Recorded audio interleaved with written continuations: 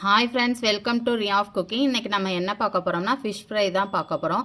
இப்போ வந்து இந்த ஃப்ரை பண்ணுறதுக்கு மசாலா வந்து நம்ம கடை மசாலாலாம் யூஸ் பண்ணாமல் நம்ம ஹோம்மேடாக எப்படி நம்ம மசாலா ஃப்ரெஷ்ஷாக அரைச்சி செய்கிறதுன்னு பார்க்க போகிறோம். வாங்க என்னென்ன அரைக்கிறதுன்னு பார்ப்போம்.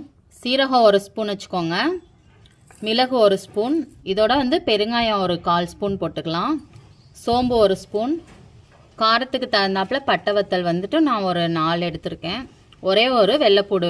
இப்போ வந்து 1/2 கிலோ மீனுக்கான அளவு தான் நான் சொல்லிக்கிட்டு இருக்கேன். இப்போ வந்து இதை நல்லா வலுவலுன்னு அரைச்சி எடுத்துக்கலாம். இதோட வந்து 1 ஸ்பூன் உப்பு சேர்த்துக்கோங்க. உப்பு சேர்த்து அரைச்சி நல்லா வலுவலுன்னு அரைச்சி எடுத்துக்கலாம். இப்போ வந்து ஃபுல்லாக நம்ம வந்து நல்லா வலுவலுன்னு அரைச்சாச்சு.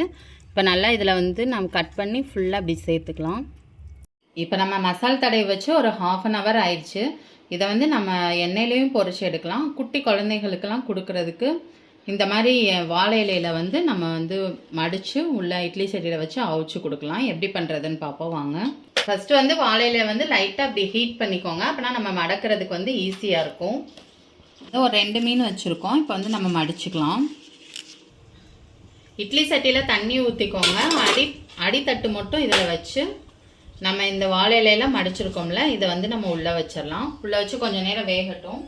இப்போ நமக்கு நல்லா வெந்துருச்சு. இப்போ எப்படி இருக்குன்னு நம்ம எடுத்து பார்ப்போம். இப்போ நம்ம ஓப்பன் பண்ணி பார்ப்போம் நமக்கு சூப்பராக ரெடி ஆயிருக்கான்ட்டு. பாருங்கள் எவ்வளோ அழகாக ரெடி ஆயிருக்குன்னு. நமக்கு நல்லா வெந்துருச்சு. இங்கே பாருங்கள் ஃபுல்லாக நமக்கு நல்லா வெந்துருச்சு. சூப்பராக இருக்கும், ரொம்ப ருசியாக இருக்கும். இப்போ வந்து நம்ம இதை குட்டி குழந்தைகளுக்கெல்லாம் நம்ம கொடுக்கும்போது ரொம்ப சத்தாகவும் இருக்கும், ரொம்ப நல்லாவும் இருக்கும். காரம் எதுவுமே இல்லை, ரொம்ப சூப்பராக சுவையாக இருக்குது. நீங்களும் ட்ரை பண்ணி பாருங்கள். இப்போ வந்து மிச்ச மீனை வந்து நம்ம பொரிச்சு எடுத்துக்கலாம். பாருங்கள் நம்ம மசால் தடவுனதில் இது வந்து பொரிச்சது, எண்ணெயில் பொரிச்சு எடுத்தது.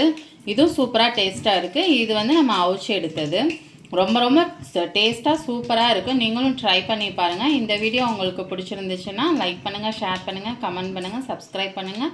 கூடவே இந்த பெல் ஐக்கானையும் கிளிக் பண்ணுங்கள். Thank you friends.